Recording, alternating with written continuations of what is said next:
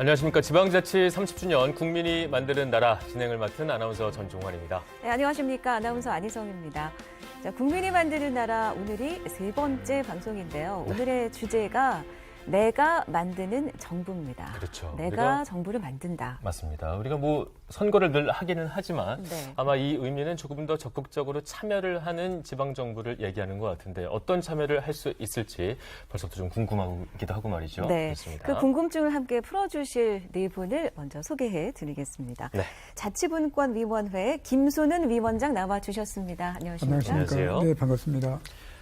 네, 카톨릭대학교 행정학과 최원호 교수 나오셨습니다. 반갑습니다. 네, 반갑습니다. 행정안전부 임상규 자치분권 정책관 나오셨습니다. 안녕하십니까? 반갑습니다. 네, 그리고 경희대학교 김태영 교수 나오셨습니다. 반갑습니다. 네, 반갑습니다.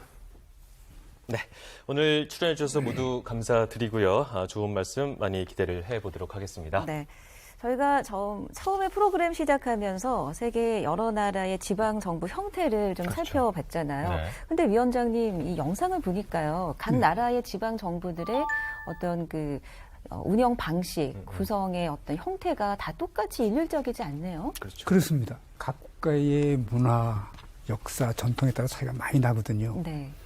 그래서 이제 흔히 지방정부의 백화점이라고 하는 그 미국의 예를 간략하게 소개해드리면 우리나라는 지방정부가 기초 226개, 광역 17개에서 243개가 있는데 미국은 한 8만여 개가 있습니다. 와. 네. 그중에서 우리나라 시군구나 시도 같은 일반 지방자치단체가 한 3만 개, 그다음에 특별구, 교육구를 합해서 한 5만 개 정도 됩니다.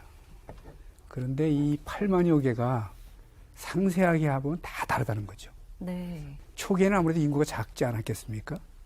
그러니까 동네에 무슨 문제가 있으면 직접 모여서 직접 투표할 수 있는 여건이 됐을 때 그 전통이 갖고 있는 데를 우리가 타운 미팅이라고 합니다.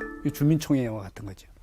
그 다음에 이제 아무래도 인구가 늘어나니까 이제 대표를 뽑고 주민을 대표하는 대표들이 지방정부를 꾸려가는 걸 우리 기관 통합형이라고 하는 거고, 그러니까 시장은 별도 필요 없었죠, 그 당시에. 네. 네. 그러니까 의원들만 뽑으면 의원들이 정책 결정도 하고 또 집행에도 참여하는 형태, 이걸 위원회 형태라고 하고, 또 미국의 아직 다수의 도시들이 이 제도를 채택하고 있습니다. 그런데 이제 인구가 늘고 동네 문제가 복잡해지면 또 리더십이 좀 필요하잖아요. 그렇죠. 네, 그래서 이제 선출직 시장을 뽑는데도 시장의 권한을 많은 강시장을 택한 지역도 있고 네. 시장을 권한을 때 제한적으로 주는 약시장도 있었습니다. 네. 그러다 이제 19세기 말에 들어오면서 이 선출직 시장들이 조금 일탈을 합니다. 네, 그래서 이제 요거를 제도적으로 보완하려고 그래서 CD 매니저라고 하는, 그러니까 행정 전문가를 집행의 책임자로 모시는 매니저, CD 매니저 형태를 채택하는데 네. 그게 지금 미국은 한 인구 한 20만 중소도시 한 60, 70%가 CD 매니저 타입입니다. 그러니까 말씀을 들어보니까 뭐 미국 한 경우만 하더라도 네. 지역의 특성이나 특색에 맞게 지방자치단체의 형태나 구성이 굉장히 다양하군요. 아, 그렇습니다. 네. 네, 그래서 이제 우리가 백화점이라고 하는 거죠. 그러네요. 네. 예. 네, 그럼 최원호 교수님께 좀 여쭤보고 싶은데 이제 해외에서는 다양한 이런 지방형 정부의 형태가 존재를 하는데 우리나라는 그렇게 다양하다고 말하기 좀 어려운 상황 아니겠습니까? 다양한 게 아니고요. 그렇죠. 여태까지는 획일적으로 획일적이죠. 한 가지 형태밖에 없었습니다. 네. 네. 우리가 오늘 주제가 되는 기관 구성이라고 표현을 하지만은 네. 쉽게 이해하면 지방정부 형태라고 이해하시면 됩니다. 그러니까 중앙정부 같은 경우에는 많은 분들이 잘 알고 계시죠. 대통령제가 있고 의원 내각제가 있고 또 스위스 같은 경우에는 직접 참정 모형이 많이 가미된 형태가 있고 무슨 이원집정부제 뭐 이런 게 있는데 네. 지방정부는 사실은 중앙정부 형태보다 훨씬 다양합니다. 그래서 미국이나 유럽 같은 경우에는 그 다양한 제도를 이제 실험을 하고 있고 운영을 하고 있는데 한국이나 일본 같은 경우에는 획일적이에요. 그래서 지방정부 형태가 지방자치단체 장을 뽑는 또 의원을 뽑는 이원 대표제라고 또 하고 기관 대립형이라고 또 하는데 요 한 가지 형태로 만들어 있었는데 네. 작년에 지방자치법이 큰 폭으로 개정이 됐습니다. 네. 연구자들한테는 수건과 또 같았던 법 개정이 이루어졌는데 이것 때문에 이제는 가능하게 됐습니다. 네. 그래서 한국에서도 앞으로는 다양한 형태의 지방정부 형태가 구성이 가능하게 됐기 때문에 앞으로 많이 기대가 됩니다. 네, 그러니까 말씀처럼 지금까지는 우리나라 지방정부 형태가 상당히 획일적으로 이어져 왔지만 이번에 지방자치법이 전부 개정되면서 이제는 이 형태가 달라질 수 있다는 얘기 아니겠습니까? 맞습니다. 그럼 어떻게 달라질 수 있는지 임상규 정책관께 여쭙겠습니다. 네. 우리나라는 지금 현재 243개의 지방자치단체가 존재하고 있습니다. 그런데 기관 구성은 단 하나 유형. 우리 최원호 교수님께서 말씀하신 것처럼 단체장도 집행기관이라고 그렇게 얘기를 하는데요. 단체장을 주민들이 직선을 합니다. 그리고 또 우리가 의결기관, 입법기관이라고 얘기를 하는데요. 지방의회도 또 역시 우리 주민들이 직접 선출을 합니다. 그래서 집행기관과 의결기관인 지방의회가 서로 양립을 하면서 서로 견제와 균형을 이루는데요. 많은 학자들도 얘기를 합니다만은 사실은 단체장한테 상당한 권한이 있다. 이렇게 얘기를 하고 있고요. 그런 측면에서 저희들도 고민하는 것이 지자체는 인구 규모도 그렇고 또 행정 여건들이 다 다릅니다. 울릉군 같은 경우는 채 인구가 10,000명이 되지 않거든요. 같은 기초자치단체인 수원시 같은 경우는 인구가 118만 명 정도 됩니다. 그리고 서울시 같은 경우는 거의 1,000만 명에 육박을 하거든요. 그래서 단 하나의 유형이 이게 과연 우리 지방 자치에 맞느냐라고 하는 많은 문제 제기들이 있어 왔고요.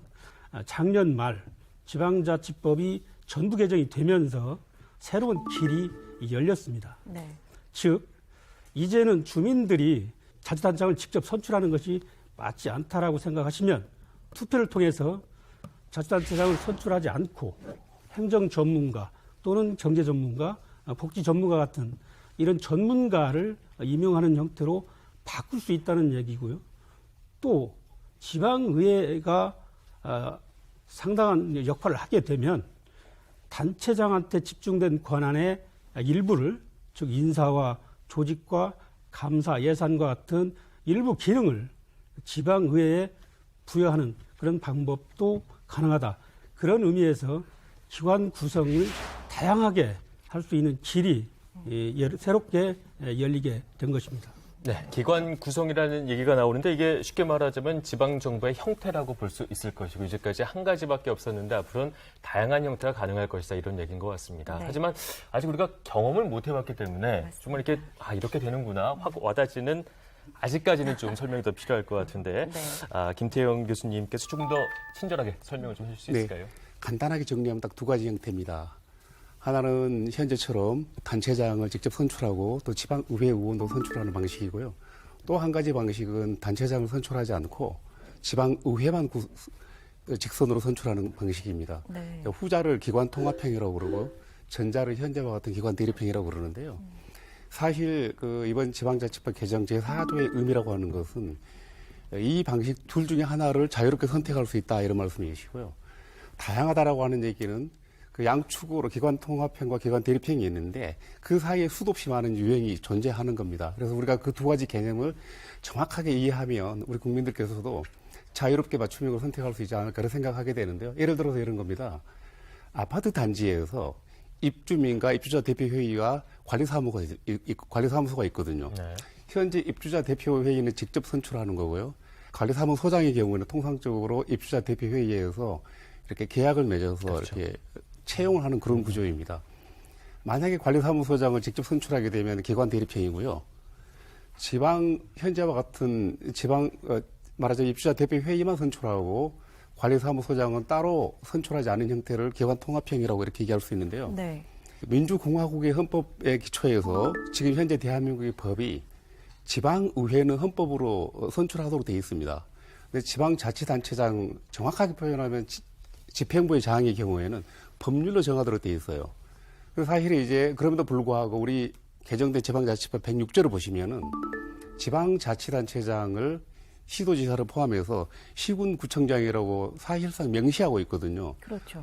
이 106조를 우리가 고집한다라고 한다면 제4조의 의미는 좀 퇴색될 수 있거든요. 말하자면 일반 주민들이 우리는 단체장을 정확하게 말씀드리면 집행부장을 선출하지 않겠다라고 얘기하게 되면 106조는 이제 의미가 없어지는 거죠. 네. 그런 의미에서 기관 구성 다양성이라고 하는 게 매우 의미가 있다 이런 말씀이고요.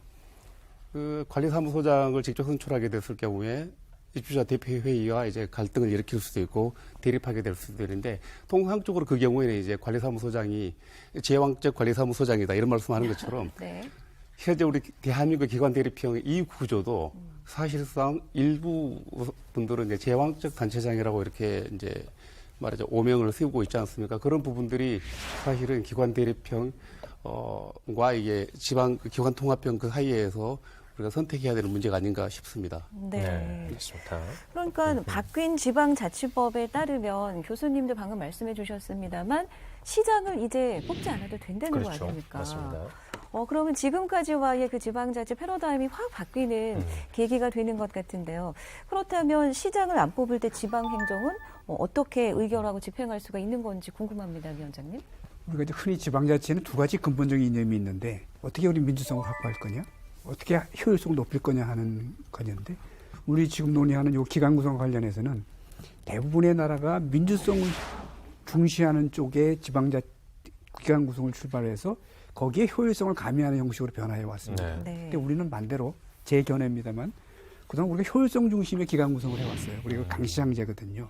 거기다 어떻게 이제 민주성을 가미하는 쪽으로의 기관 구성을 가야 한다고 생각을 하고 이제 그래서 나오는 게 지금 말씀하신 대로 기관 통합형으로 해서 의회만 구성하자는 거고요. 네. 저는 거기에 덧붙여서 시장을 뽑되 시장이나 시도지사의 권한을 분산시키는 그러니까 예를 들면 지금 7월 1일부터 전국에 시도자치경찰위원회라고 하는 조직이 들어보셨나요? 네. 네. 시도자치경찰위원회는 경찰권의 지휘 감독을 시도지사 대신에 행사합니다.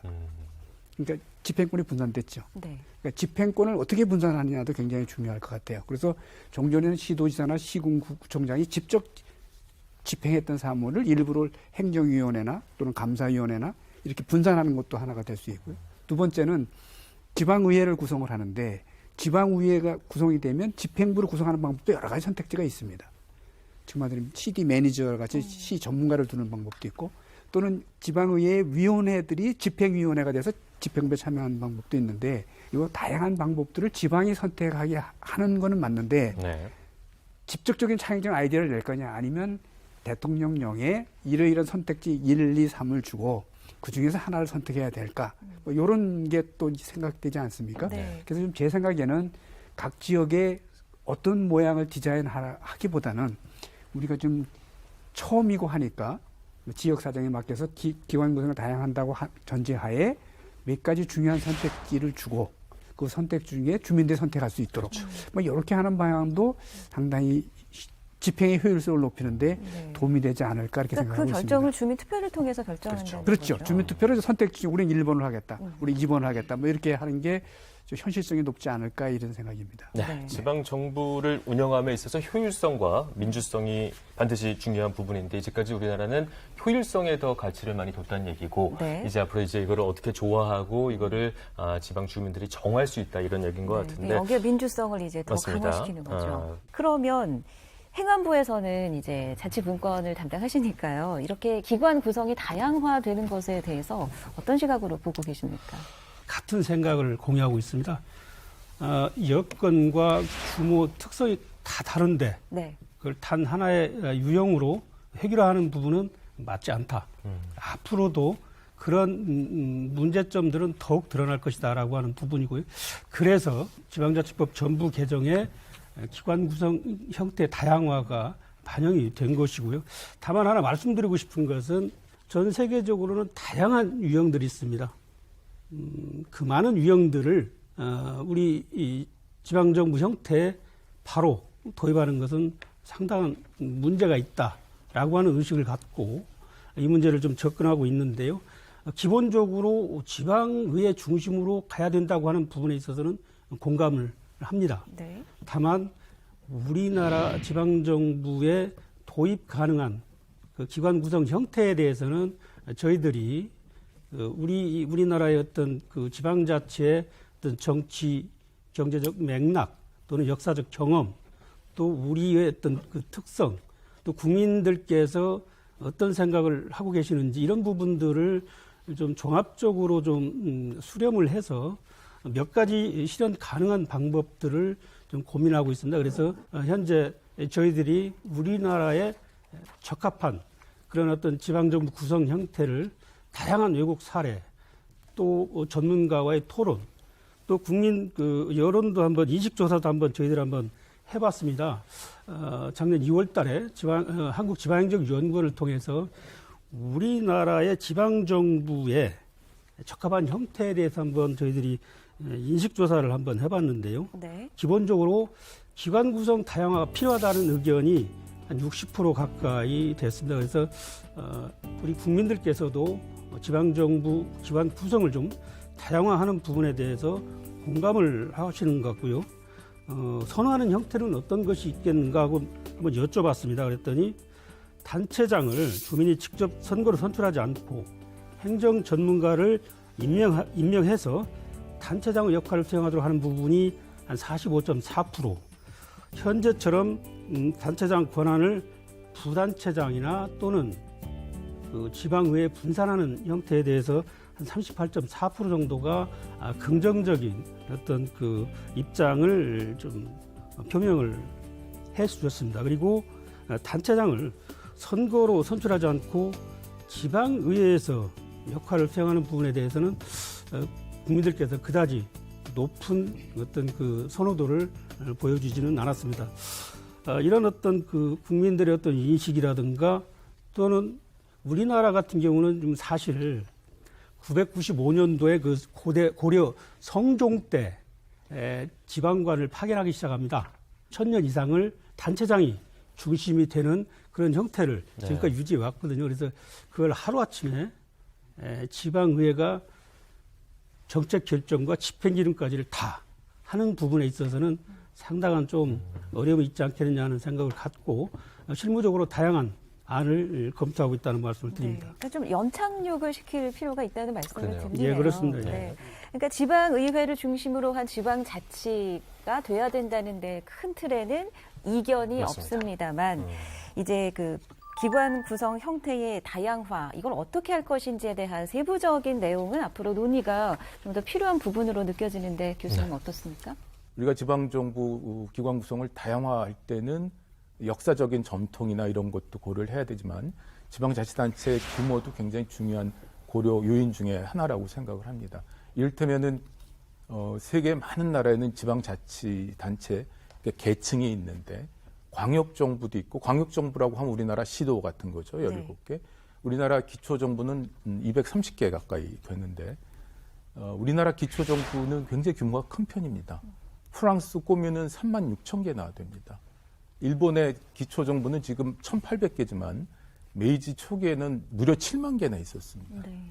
이란 얘기는 기초정부가 우리나라 읍면동보다도 훨씬 작은 규모입니다. 그렇죠. 그렇게 작은 규모에서는 민주주의 이념을 구현하기가 쉽습니다. 가령 1,000명도 안 되는 자치단체라고 하면은 무슨 공회당이라든지 강당이라든지 이런 데 나와서 실제 토론도 해볼 수 있고 하기 때문에 그런 조그만 자치단체하고 서울처럼 굉장히 규모가 큰 자치단체는 다를 수밖에 없습니다.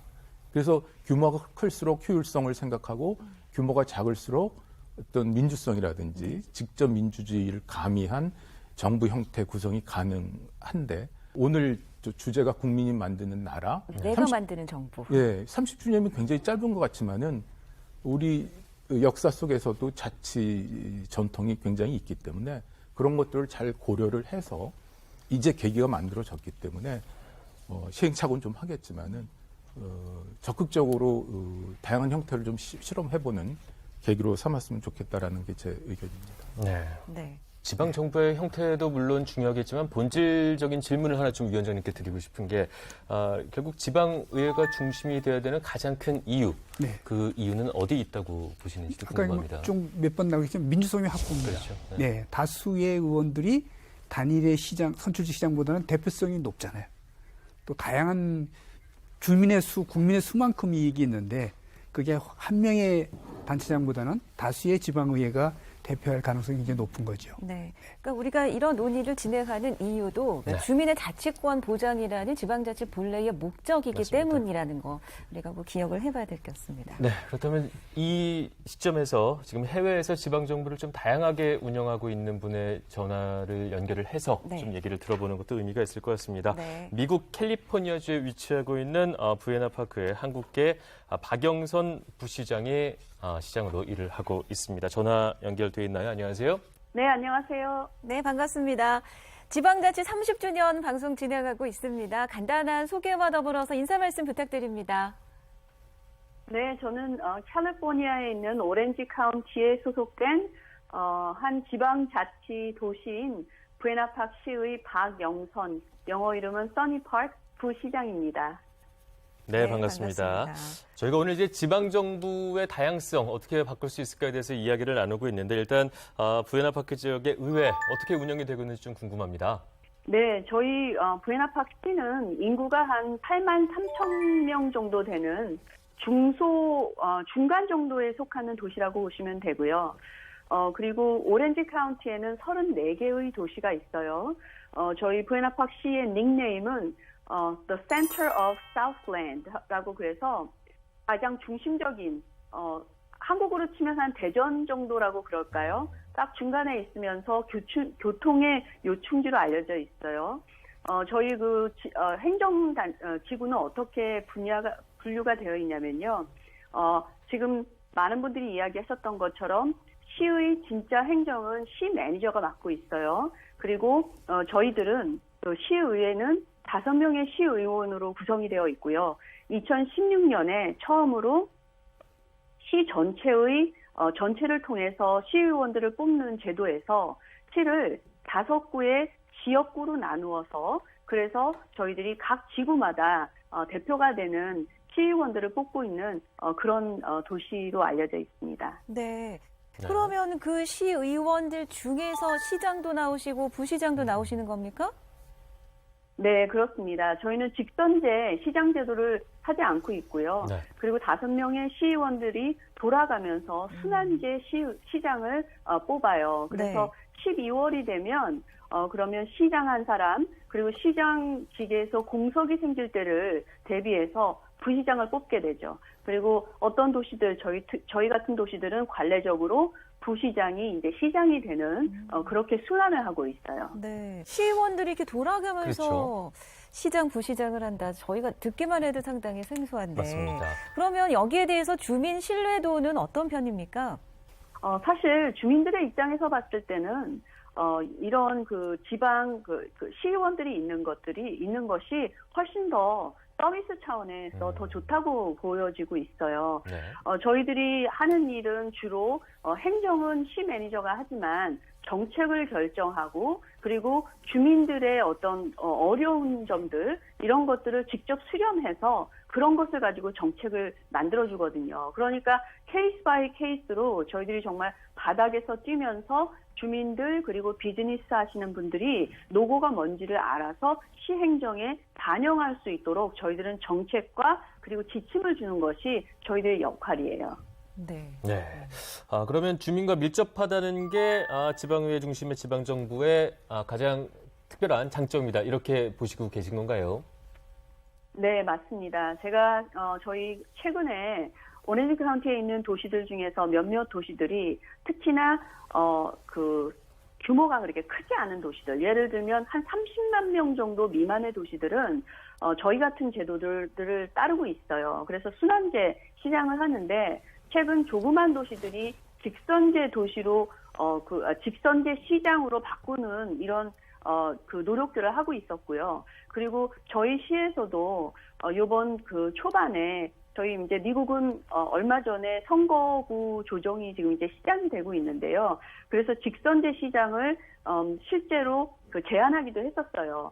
직선제 시장을 하게 되면 아무래도 그 시장과 시의원들 사이의 체계가 그 상명 하복이라고 해야 되나요? 이 이제 아무래도 그 체계가 생기게 되고요. 그리고 또 많은 분들 중에서 중요하게 생각하는 것은 그 주민들에 대한 서비스의 질이 떨어진다는 사실, 그리고 또 세 번째로는 세금이 많이 시장을 유지하기 위해서, 그리고 시장 그 주변에 있는 스태프들을 유지하기 위해서 많은 세금이 이용된다는 점에 대해서 직선제 시장 제도를 원치 않는 분들이 많이 있었어요. 네. 저희 시 같은 경우에는 특히 시의 인구 중에 55%가 소수민족으로 이루어져 있습니다.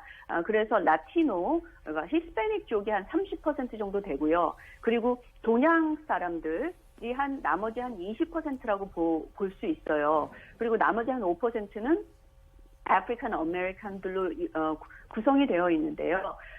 특히 이렇게 직선제 시장을 하게 될 경우에 많은 분들이 와서 그 주민들이 와서 말씀하셨던 것은, 걱정하셨던 부분은 어떤 부분이냐면, 소수계가 직선제 시장을 하는 것으로 뽑혀지는 것보다는 순환제 시장을 했을 경우에, 만약에 예를 들어서 저 같은 경우에도 아무래도 직선제로 전체 시에서 선출이 되는 것보다는 순환제를 했을 경우에 시장이나 부시장을 할 수 있는 기회가 더 많아지겠죠. 네. 그래서 소수계들의 그 목소리를, 정치력 목소리를 높이기 위한 것을 위해서도 특히 순환제 그 시장 제도가 더 좋다라고 하는 많은 분들의 생각들이 있어요. 네. 그래서 이렇게 운영이 되고 있는데, 오늘 어렵게 그 미국과 연결이 된 만큼 오늘 출연해 주신 분들도 직접 하신 말씀이나 질문이 있으면 해주시면 좋겠습니다. 네, 질문 하나 더 해주시죠. 부시장님 반갑습니다. 짧은 질문 몇 가지만 드리겠습니다. 그러면 그 간선직으로 된 시장님이 시의회 의장도 경직하고 계시는 거죠? 네, 맞습니다. 예, 그러면 그 혹시 그 부에나 파크도 그 몇 번 이상 시의원 할 수 없다는 그런 제한 규정이 있나요? 네, 저희 같은 경우에는 시의원의 임기가 4년이고요. 네. 그리고 3번을 할 수 있어요. 그러니까 3선까지요? 최대 12년을 할 수가 있습니다. 네, 감사합니다. 마지막으로 간단한 질문 하나 드리겠습니다. 저 부시장님은 하루에 몇 시간 정도를 시의회 업무와 관련해서 사용하시나요?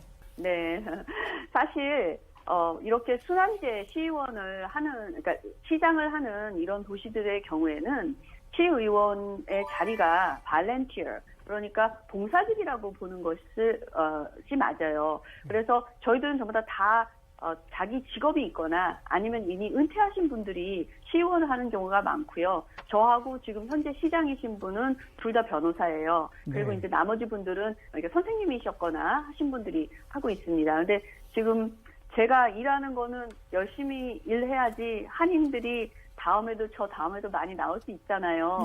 그래서 사실은 제가 개인적으로 일하는 것도 일을 하고 있지만 이제 시청 일에 제가 우선권을 두고 있습니다. 네, 감사합니다. 네, 마지막으로 질문 네, 한 가지만 더 드리겠습니다. 이제까지 여러 말씀을 해주셨는데, 이제 우리나라에서도 지방자치단체장 선출 방법을 지역마다 다양하게 가져갈 수가 있기 때문에, 부시장님 말씀을 들어보니까 물론 기관 통합형의 장점도 잘 알겠지만, 혹시 국내 지방정부 해줄 조언이 있다면 어떤 게 있을까요?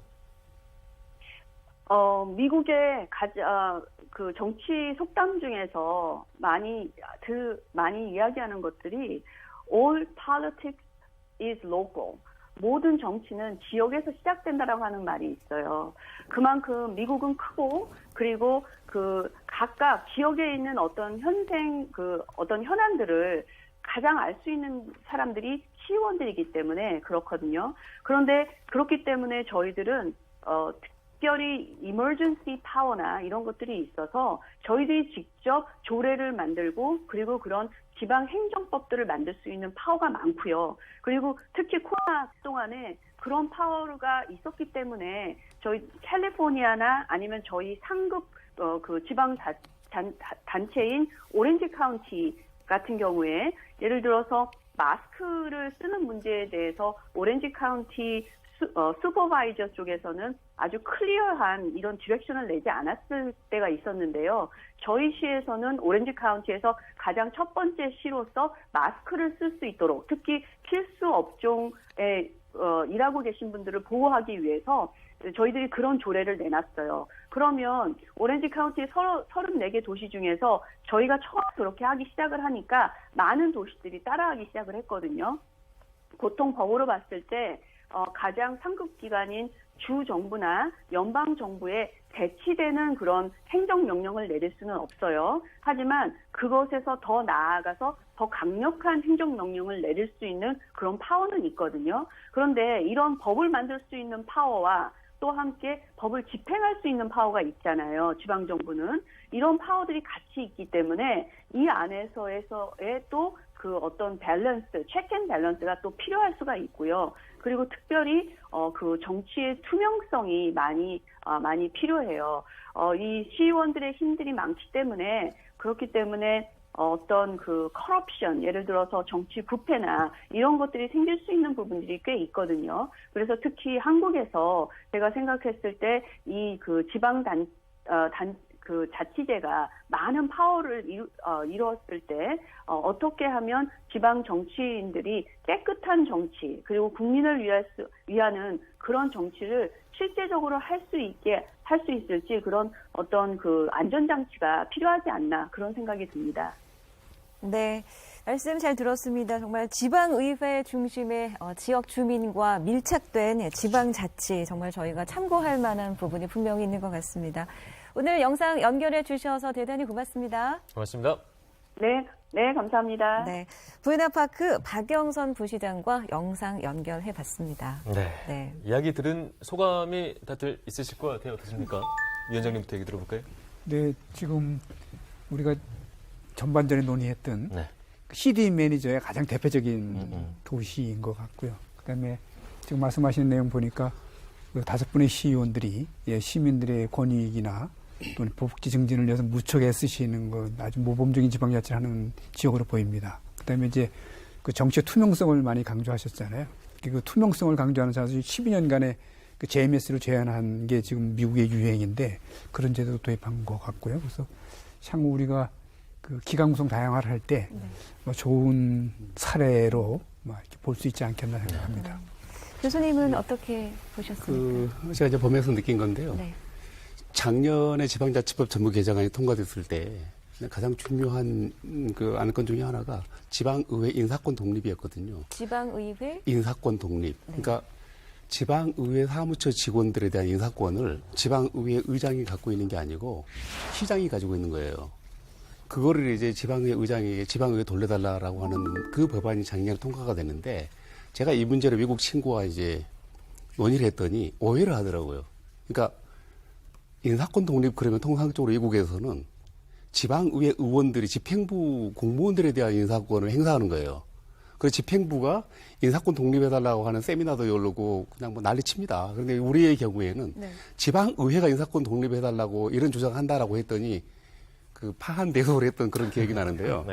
원칙과 현실이 무엇인가를 좀 강조하고 싶은데 어느 게 원칙이고 어느 게 현실인지를 따져보면 지금 말씀드린 것처럼 오늘 논의한 내용들이 이게 원칙이고 현실은 우리 고유의 문화가 있기 때문에 조금씩 조정하자 이렇게 가야 되는데 지금 우리 일반 국민들께서는 지금과 같은 제왕적 단체장 이걸 원칙으로 생각하고 자꾸 서구 지방자치 선진국가에서 뭐 선거도 안 한다고 그러더라 이렇게 하다 보니까 그거 좀 따라 해볼까라고 이게 말하자면 현실인 줄 알고 이게 이제 이쪽으로 이제 보완해 가는 거죠. 그래서 이제 이게 좀 잘못됐다는 거죠. 앞뒤가 잘못됐다는 거죠. 그게 원칙이고 우리는 현실적으로 지금 운영하고 있다. 이 말씀을 강조하고 싶습니다.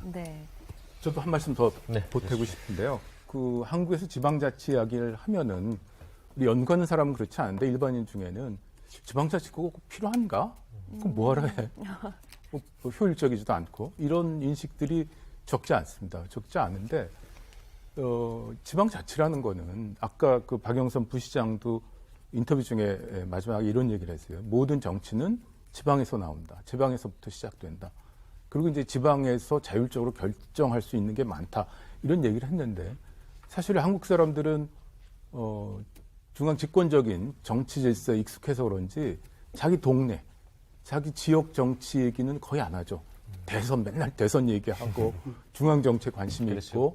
있고 이건 굉장히 좀 문제라고 봅니다. 문제라고 볼 수 있는 게 사실은 그 헌법에도 지방자치라는 게 헌정 원리거든요. 규정이 돼 있고 민주주의의 학교라는 얘기를 했어요. 토크비라는 사상가는. 그리고 이 동서를 막론하고 지방자치라는 정치 질서라는 게 중앙 정치 질서보다 훨씬 먼저 생긴 거죠. 그렇죠. 태초에 동양의 철학자 노자 같은 사람도 소국가민, 그래서 백성은 적고 나란 작게 해야 된다 이런 얘기도 했지만은 그 목민심서를 남긴 정약용이라는 우리의 아주 그 자랑스러운 사상가도 원목이라는 그 고전에서 글에서 태초의 정치 질서는 밑으로부터 올라가는 질서였다라는 거죠. 가령 집이 5개가 있으면 그 5개 집이 하나의 이웃이 되고 그 5개 집이 하나의 이웃이 된 게 또 한 5개 정도가 있으면 하나의 마을이 되고 네. 그 마을이 또 5개가 되면 또 무슨 향이나 뭐 현이나 이런 게 되고 그러니까 밑으로부터 올라가는 정치 질서라는 거 이것이 이제 보충성 원리라고 하는데 지방 정치, 지방 자치라는 게 사실은 태초로부터의 정치 질서고 굉장히 익숙하고 우리가 민주주의를 학습하는 데서도 필요하고 박영선 부시장이 이야기했듯이 모든 정치 질서는 지역으로부터 나온다라는 게 자연스러운 건데 이게 단절이 됐었죠. 우리는 1940년대 말에 지방자치법을 제정하고 지방자치를 하다가 60년대, 70년대, 80년대 개발독재하고 해서 통일될 때까지라든지 이렇게 해서 지방자치가 유보가 됐었죠. 그렇죠. 그래서 본래 해야 될 거를 한동안 유보가 되고 우리가 이제 바쁘게 경제 성장하는 과정에서 이게 좀 소외되고 했던 게 다시 이제 강조가 되고 하는데 이게 좀 어떻게 보면 본말이 전도된 거죠. 그러니까 우리 국민분들도 중앙 정치보다 자기가 사는 동네나 자기가 사는 지역에 좀 더 애착을 갖고 관심을 가질 때 비로소 지방자치도 국민이 만드는 그런 나라로 잘 발전할 수 있지 않을까. 그래서 네. 그 박영선 부시장님 그 소개는 짧지만은 외국의 지방자치는 이런 거라는 그렇죠. 거를 아주 잘 보여주는 그런 사례였던 것 같습니다. 네, 우리에게 좀 시사하는 바가 분명히 있었던 것 같습니다. 네, 정책관님은 맞습니다. 어떤 말씀해 주실까요? 자치분권 2.0이라고 하는 얘기들을 많이들 합니다.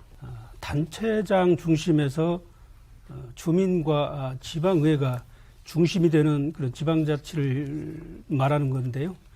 기관 구성을 주민들이 선택할 수 있도록 한다는 의미는 이제는 지방정부의 구성도 주민이 선택할 수 있도록 한다는데 가장 큰 의미가 있다고 생각을 합니다.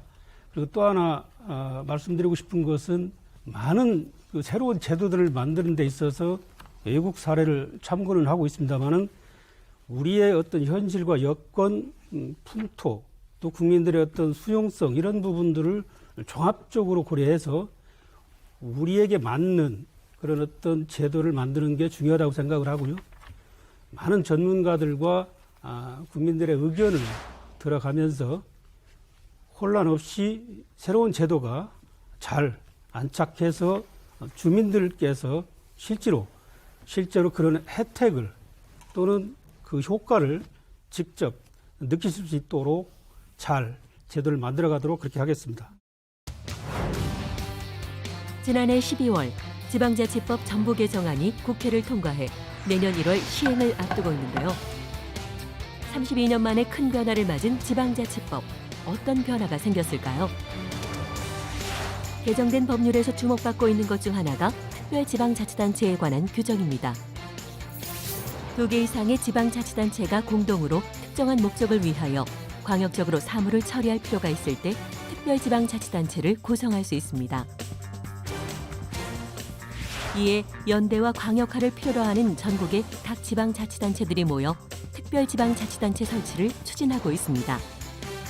변화하는 대한민국의 특별지방자치단체는 어떤 모습일까요? 근데 위원장님, 우리 지방정부 하면은 기초와 광역으로 이렇게 이분화돼 있지 않습니까? 네. 그런데 여기와는 또 별도로 따로 특별지방정부를 따로 둔다는 그런 개념인가요? 그렇습니다. 아. 이제 가장 큰 차이는 그냥 예를 들면 인천광역시 밑에 구가 있잖아요. 네. 자치구라고 부르는데 인천광역시도 또 자치구도 그러니까 일반 지방자치단체입니다. 이 말은 하는 기능이 많은 거죠. 지금 지방자치단체 업무가 한 3,000개 정도 되니까요. 하는 일이 많은데 특별지방자치단체는 2개 이상의 지방자치, 기초도 되고 광역도 되고 네. 2개 이상의 지방자치가 공동의 목적을 하는데 단일 또는 복수이긴 한데 그렇게 많은 일을 갖고 있지는 않습니다. 그러니까 특별한 목적이 있는 거죠. 우리는 산업진흥을 위해서 하겠다. 네. 우리는 뭐 관광진흥을 하기 위해서 하겠다. 뭐 방제를 하겠다. 이렇게 목표를 정하고 있기 때문에 우리가 목적을 가진 그런 지방자치단체다 이렇게 보시면 되겠습니다. 네. 특수 목적형 지방정부. 네, 그렇습니다. 이렇게 생각하면. 이걸 내년 1월부터 이제 구성을 할 수가 있다는 얘기인데, 정 작가님, 이게 아무래도 보다 많은 권한을 가질 수 있게 되는 것이죠? 일반 자치단체 같은 경우는 그 관할 구역 내에 있는 주민의 복리라든가 또는 지역개발 업무 전반을 종합적으로 처리할 수 있습니다. 다만 특별지방자치단체는 이 구성자치단체 업무 중에서 특정 어떤 광역적인 어떤 처리가 필요한 특정 업무를 이양을 받아서 처리를 한다는 그런 의미가 되겠고요. 그리고 뭐 기관 구성이라든가 또는 운영 과정에서 경비 부담 이런 부분에 있어서 조금은 일반 자치단체와 다른 특징이 있다라고 해서 특별지방자치단체고요. 이 특별지방자치단체는 지방의회도 있고요. 단체장도 있습니다. 다만 장은 구성자치단체가 장이 겸할 수도 있고요. 지방의회는 특별지방자치단체 의회는 구성자치단체의 의원이 겸직을 하는 형태인데요. 어쨌든 간에 단체장과 의회를 구성할 수 있고요. 조례도 제정할 수 있습니다. 그런 의미에서 기존의 어떤 그 연계협력 그 형태였던 조합이라든가 행정협의회 이런 어떤 형태들하고 좀 차별화된 그런 의미에서 하나의 자치단체의 지위를 갖는다. 그런 의미에서 특별지방자치단체라고 이렇게 일컫게 된 것입니다. 아무래도 모든 제도란 것이 장점도 있다면 또 우려되는 부분도 있을 수밖에 없을 것 같습니다. 두 교수님의 견해를 듣고 싶은데 최현호 교수님 얘기부터 들어볼까요? 2개 이상의 지방정부가 협력하는 것은 기본적으로 굉장히 바람직하고요. 그렇죠. 다만 특수 목적이라고 하더라도 굉장히 단순 반복적인 업무가 있을 수 있고 상대적으로 굉장히 복잡한 의사결정을 해야 되는 일들도 있습니다. 그래서 이제 그런 걸 좀 구별해가면서 상황에 맞는 거버넌스, 특별지방정부를 만들 필요성이 있는데 이를테면 과거에 수도권 매립지 조합이라는 게 있었습니다. 서울, 경기, 인천이. 그런 경우는 이제 매립지를 관리하는 거기 때문에 비교적 복잡한 의사결정이 필요하지 않았죠. 그래서 그 경우에는 오히려 공사로 만드는 게 더 효율적이기 때문에 나중에 이제 그게 공사화가 됐습니다. 과거에 한 10여 년 전에 참여정부 때죠. 경제자유구역이 특별지방자치단체로 새로 이제 만드는 걸 이제 논의를 한 적이 있어요. 근데 그러니까 경제자유구역을 특별지방자치단체로 제도화는 안 됐지만 만들려고 했을 때 뭐가 문제였냐면은 경제자유구역은 굉장히 특수목적이라고 하더라도 굉장히 복잡합니다. 외국에서 투자도 유치해야 되죠. 그 입지하는 기업에 대해서 세제 혜택도 줘야 되죠. 인천 같은 경우에는 영리병원, 카지노, 또 국제학교라는 교육기관 이런 게 이제 입지를 해야 되는데 그런 경우에는 굉장히 복잡합니다. 지방자치단체, 특별지방자치단체에서도 해결할 수가 없어요. 가령 카지노 허가하려면 문체부 허가가 필요하고 영리병원은 보건복지부, 국제학교는 교육부의 규제가 이제 해제가 돼야 되는. 그래서 이제 차등적 분권에서 한정된 지역에 그런 허가를 내줄 수는 있지만은 그게 이제 특별지방자치단체가 스스로 완결적으로 할 수가 없습니다. 그래서 이 경제자유구역과 같은 굉장히 특수 목적이지만은 복잡한 의사결정이 필요할 경우에는 지방자치단체가 자기 완결적으로 의사결정해서 뭘 할 수가 없고 중앙정부에서의 규제 완화라든지 이제 이런 도움이 필요합니다. 네. 특별지방정부, 특별지방자치단체는 앞으로도 논의할 게 그럼 참 많아 보이네요, 교수님. 사실 그 특별지방자치단체가 지방자치법 정부 개정안에 들어가서 저는 사실 이 부분이 굉장히 중요한 대한민국 지방자치 전기다 이렇게 생각되는데요. 우리 지금 243개 지방자치단체가 또 보통 지방자치단체를 그냥 지방자치단체로 부르는 거고요. 아까 우리 위원장님께서 말씀하신 것처럼 보통 한 11개 대분야로 해서 한 13,000개 정도 사무를 수행합니다. 이게 지방행정을 종합행정이라고 하는 이유가 사실 우리가 태어날 때부터 어느 지방자치에 속하고 거의 모든 일을 다 처리합니다. 근데 그 중에서도 특별하게 처리해야 될 업무, 그 업무를 따로 떼어내서 그 업무를 수행하기 위한 그러니까 말하자면 목적 지향형 지방정부를 자치선진국가에서는 굉장히 많이 활용하고 있는데요. 우리 법에서는 이제 2개 이상이라고 나와 있습니다. 사실은 지역은 키포인트가 아니거든요. 핵심은 특정 목적이거든요. 그래서 이제 미국의 경우만 하더라도 특별지방자치단체 개수가 월등히 더 많습니다. 일반 지방자치단체보다. 특별지방자치단체라고 해서 우리가 특별 그러면 뭐가 특별하다고 생각하는 게 아니고요. 네. 임무를 가지고 태어나는 거예요. 그러니까 보통 지방자치단체는 그냥 존재하는 거고, 일반적인. 특정 목적형 지방자치단체는 우리가 세금 내는 납세자가 특정한 공공 서비스를 제공받기 위해서 만드는 거예요. 근데 그 유형이 굉장히 다양합니다. 아까 우리 임상규 정책관님 말씀하신 것처럼 수직적으로는 간단한 어떤 협력 사업에서부터 그다음에 조금 더 복잡한 조합이고 조금 더 복잡한 특별지방자치단체인데 이 특별지방자치단체 조합은 근본적인 질적인 차이가 있거든요.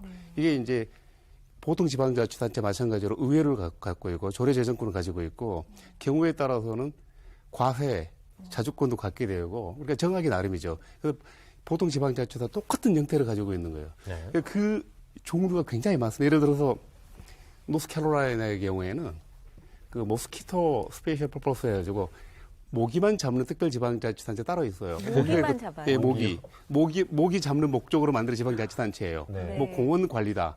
아까 제가 모두의 그 지역이 중요하지 않다고 말씀드리는 게 그 유럽이나 미국의 경우는 지방자치단체가 굉장히 소규모 아닙니까? 그러다 보니까 웬만한 사무는 다 복수의 지방자치단체에 걸쳐 있어요.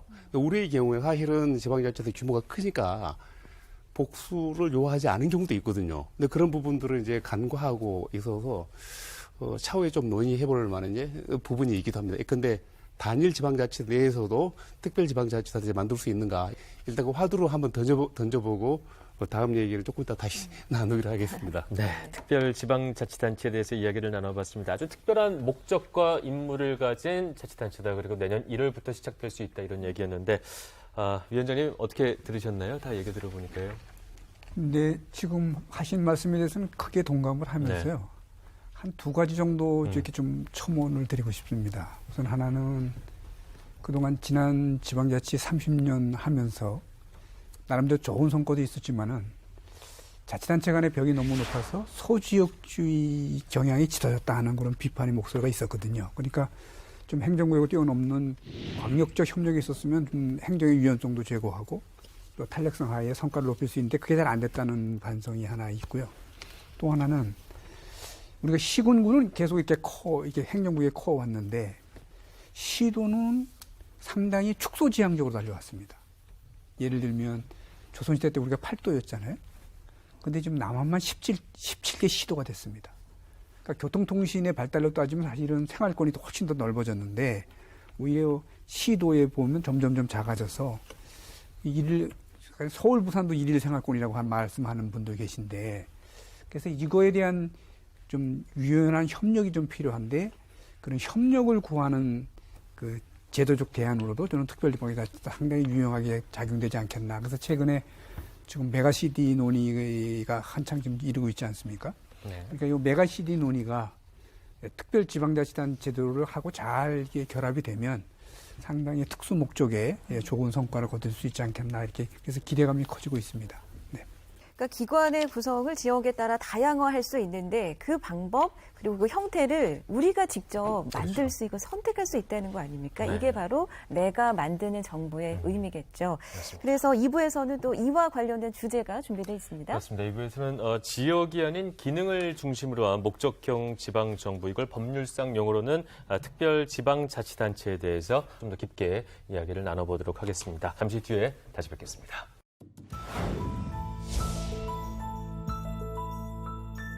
지방자치법 전부 개정으로 자치분권의 제도적 바탕은 준비되었습니다. 이제는 지방자치법 개정이라는 성과를 바탕으로 진정한 지역자치의 30년을 만들어 나가야 합니다.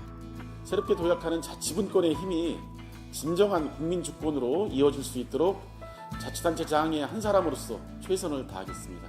시민 참여가 없는 지방자치는 뭐다?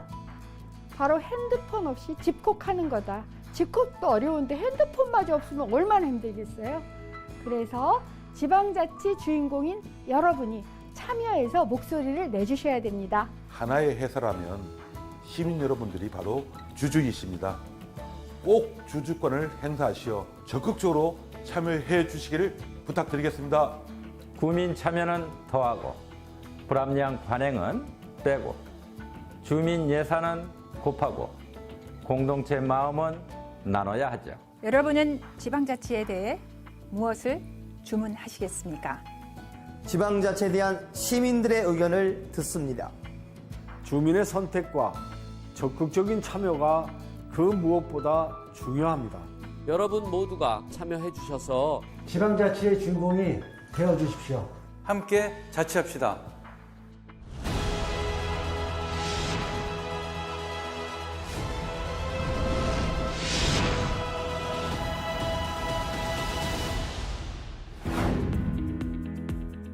충청남도 홍성군과 예산군의 경계에 위치한 내포 신도시. 대전에 위치했던 충청남도청의 이전을 시작으로 충청남도 의회, 충청남도 교육청, 충남지방경찰청 등 굵직한 주요 기관들이 자리를 옮기면서 혁신도시로서의 틀을 갖추게 됐습니다. 하지만 여전히 둘로 나뉜 행정구역은 주민들의 일상생활에 불편함으로 다가왔는데요. 내포신도시의 시내버스는 홍성군과 예산군 각각의 지자체에서 별도로 운영하고 있습니다. 버스를 타고 이동할 때에도 저는 그냥 동네에서 동네로 이동하는 건데 저희가 또 추가로 그 돈을 지급을 해야 되니까 조금 불합리하다고 생각이 들고. 주민들이 자주 찾는 식당은 어떨까요? 우리 가게는 홍성군에 위치하고 있는데요. 여기 바로 옆에 있는 예산군에서 오시는 손님들은 상품권을 저희가 받을 수가 없어서 그런 좀 불편함이 좀 있습니다. 여기에서 제일 큰 마트가 이제 예산 쪽에 있는데 제가 재난지원금을 사용하려고 하는데 제가 홍성 주민 사람이어가지고 예산에서 사용 못하니까 그런 점이 너무 불편했던 것 같아요. 버스 환승은 물론 지역화폐와 코로나 국민지원금까지 해당 행정구역이 아니면 사용이 불가능하다는데요. 지역마트에서 손쉽게 살 수 있는 쓰레기 봉투도 예외는 아닙니다. 여기는 홍성이라서 예산권은 판매하지 않습니다. 이런 주민들의 불편함을 해소하고자 지역에서 여러 가지 의견이 논의됐습니다. 행정구역과 생활권이 좀 불일치하는 부분이 있으니까 불편을 겪을 수 있습니다. 그래서 주민들 불편 해소를 위해서 공동관리기구 설치하는 것이 효율적이라고 생각을 합니다. 행정협의회, 지방자치단체 조합, 특별지방자치단체 등 내포신도시 공동관리를 위한 전문가들의 다양한 의견이 오갔는데요. 행정협의회는 법인격의 성격을 가지지 않고 단순하게 특정 사무를 공동으로 처리하는 방식입니다. 지방자치단체 조합은 법인격을 성격을 가지고 일정한 실행 조직을 가지고 처리할 수 있는 대안이고요. 특별지방자치단체는 법인격도 가지고 의회도 두고 조례도 제정할 수 있습니다. 특정한 대안이 선정되었다고 하더라도 그거에 대한 지속적인 조정과 시행착오는 이루어질 것으로 생각되고 있습니다. 여러 논의 끝에 지난 8월 충청남도는 내포신도시의 지방자치단체 조합을 설립하겠다고 발표했습니다. 효율적인 지방 형태를 갖추기 위한 주민과 지역정부의 고민이 지방자치의 첫걸음입니다. 지방자치 30주년 국민이 만드는 나라, 내가 만드는 정부 이제 2부를 이어가겠습니다. 네, 저희가 1부에서 각 지방정부를 어떻게 구성할지에 대해서 이야기를 나눴다면 이번 2부에서는 그렇게 구성된 각각의 지방정부가 어떻게 협력을 해나갈 수 있을지에 대해서 좀 더 깊게 이야기를 나눠보도록 하겠습니다. 먼저 앞서 화면에 나왔던 내포신도시 이야기부터 시작을 해보겠습니다. 정책관님, 이게 조합의 형태를 갖추기로 한 거라고요? 지난 8월에 충청남도에서 발표를 했는데요. 내포 신도시가 위치한 그 홍성군과 예산군과 협력을 해서 내포 신도시를 공동 관리하는 지방자치단체 조합을 설립을 하겠다라고 발표를 했고요. 이를 위해서 현재 지금 행정부지사를 그 단장으로 하는 충남혁신도시 추진단 설립 TF를 구성 운영을 하고 있고요. 규약을 제정을 해서 지방의회 의결 등 준비 절차를 거쳐서 내년 출범을 목표로 하고 있는 것으로 좀 알고 있습니다. 네, 지방자치단체 조합 이 개념도 조금 생소한데 설명이 필요할 것 같아요. 자치단체 간에 연계하고 협력할 수 있는 다양한 형태들이 있습니다. 이 조합은 하나의 법인을 만들어서 2개 이상의 자치단체가 어떤 아까 내포 신도시 얘기가 나왔습니다마는 쓰레기 처리라든가 또는 버스 환승 또는 지역화폐 또는 그 지역 상품권 여러 가지 이런 어떤 공동의 문제를 같이 조합이라고 하는 법인 형태를 만들어서 처리하는 형태가 되겠고요. 이보다 조금 더 그 연계 협력의 강도가 좀 견고하다, 높다라고 하는 것이 바로 특별지방자치단체가 형태가 되겠습니다. 그리고 완전한 연계 협력이다 그러면 자치단체가 통합하는 그런 방법이 있습니다. 이번 내포 신도시 같은 경우는 조합의 어떤 형태를 가지고 공동의 사무를 한번 함께 처리를 하겠다라고 하는 그런 의미가 되겠습니다. 네. 그러니까 지방자치단체 조합과 특별 지방자치단체를 염두에 두다가 결국 내포 신도시에서는 조합적으로 결정을 내린 거 아니겠습니까? 그러니까 가장 주민에게 적합한 방법으로 스스로 결정을 한 거네요. 2개 이상의 자치단체가 협력을 하는 사업은 한국에서 이미 사례가 많이 있고요. 네. 다만 협력하는 사업의 종류에 따라서는 굉장히 단순한 집행에 관련된 것도 있고 굉장히 복잡한 것도 있을 수가 있습니다. 그래서 어떤 협력 사업이냐에 따라서 단순 위탁을 한다라든지 협의회를 만든다든지 조합을 만든다든지 특별지방자치단체를 만든다든지 이런 그 소위 거버넌스죠. 협력 거버넌스의 유형이 좀 달라질 수 있다라는 거고 이번에 전부개정지방자치법에서 좀 의미를 부여할 수 있는 거는 그동안 조합이 특별지방자치단체다라고 보는 견해도 있었지만은 그하고는 별도로 특별지방자치단체가 새롭게 명문으로 규정되어 있기 때문에 제도적 범주가 조금 더 확실해진 그런 부분이 있습니다. 그래서 그런 면에서 의미를 부여할 수가 있는데 아까 제가 모두에 말씀드렸듯이 지역 간의 협력 사업은 하면 할수록 좋은 거죠, 사실은. 그렇죠. 지방자치라는 게 자치구역이 있기 때문에 구역 내에서 완결적으로 공공서비스가 제공이 된다라고 하면 문제가 없겠지만은 적지 않은 서비스가 광역교통도 있고요. 경기 동부 지역 가면 광역 쓰레기장도 있고요. 경제자유구역도 한 개 구역 내에 있는 경우에 사업소로 돼 있지만은 부산 진해, 광양 여수, 또 대구 경북 같은 경우에는 조합으로 돼 있습니다. 그래서 이런 그 새로운 제도적 범주가 생겼기 때문에 다양한 제도적 범주를 그 사업 목적에 맞게끔 최적화된 거버넌스를 제공할 수 있게 된 점에서 이번에 이제 지방자치법 개정이 조금 더 의미가 있게 됐다. 이렇게 말씀드릴 수가 있습니다. 네. 근데 또 어떤 분들은 또 이런 시각이 있습니다. 네. 그러니까 이번에 개정된 지방자치법에 의하면 특별 지방자치단체를 설립할 때는 행정안전부 장관의 승인을 얻도록 돼 있다. 이게 그런데 또 중앙 집권적인 요소가 여전히 있는 게 아니냐 이런 그렇죠. 비판적인 시각에 대해서는 정책관님께서 한 말씀 해주실까요? 예, 좀 말씀을 좀 드리겠습니다. 네. 지방자치단체를 설치할 때는 법으로 설치하도록 되어 있습니다. 네. 그런데 이 특별지방자치단체 같은 경우는 아까 말씀드렸다시피 자치단체의 하나의 특수한 형태거든요. 법으로 법률을 제정해서 특별지방자치단체를 설치하도록 하면 너무 절차가 좀 복잡하고 어렵다는 얘기죠. 그래서 행안부 장관의 승인을 거치도록 했는데요.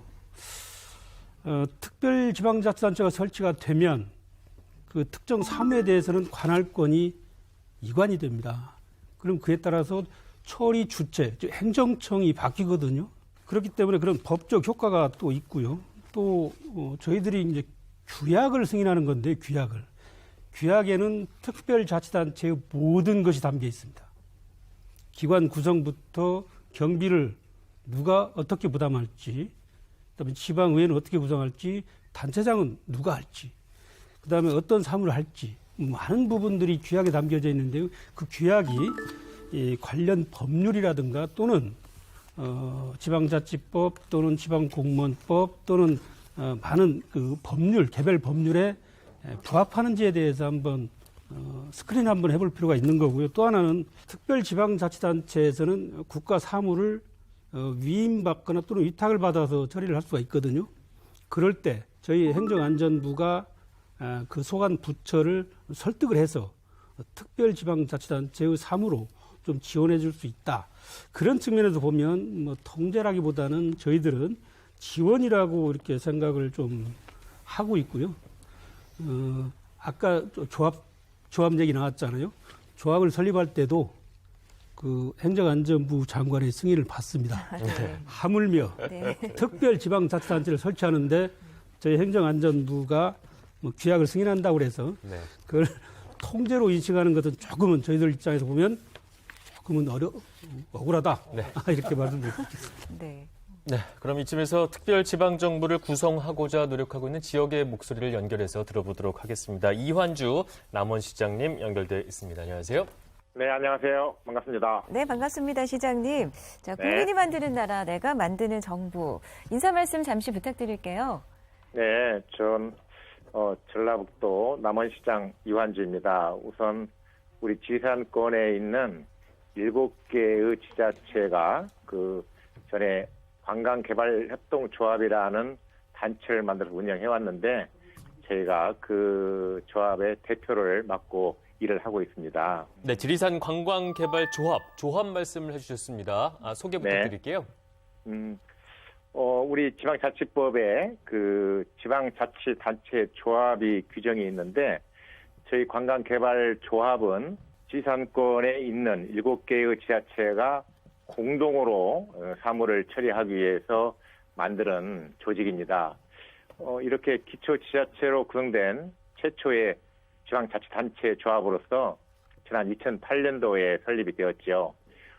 지사는 잘 아시는 것처럼 우리나라 최초로 그 지정된 국립공원 제1호입니다. 1967년도에 지정이 되었는데요. 그 당시는 지금과는 사뭇 많이 다른 면이 있어서 거의 지산이라고 하더라도 헐벗은 산이었죠. 그래서 지역 주민들이 뜻을 모아서 국립공원으로 지정하고 또 그걸 갖고 왔습니다. 지금은 지산은 그 절경을 찾아서 많은 관광객이 찾아오고 있죠. 1998년도에 지방자치가 시작되고 그래서 각 지자체마다 자기 지역 발전을 위해서 관광 자원을 개발하기 시작할 때 우리 지산권에 있는 지방자치단체장들은 지역 주민들 뜻을 모아서 지산권을 공동으로 발전시키기 위한 논의를 시작을 했습니다.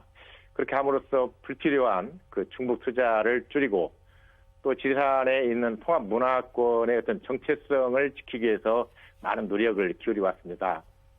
그러한 지난 10년 동안의 노력으로 국가 예산도 확보하고 설립된 것이 바로 지산권 관광개발조합이 되겠습니다. 네, 말씀 주신 대로 일단 조합으로 시작을 했지만 내년 1월부터는 이제 목적형 지방정부를 설립을 할 수가 있습니다. 전환하실 마음이 있으신가요? 그렇습니다. 아주 절실합니다. 절실하고요.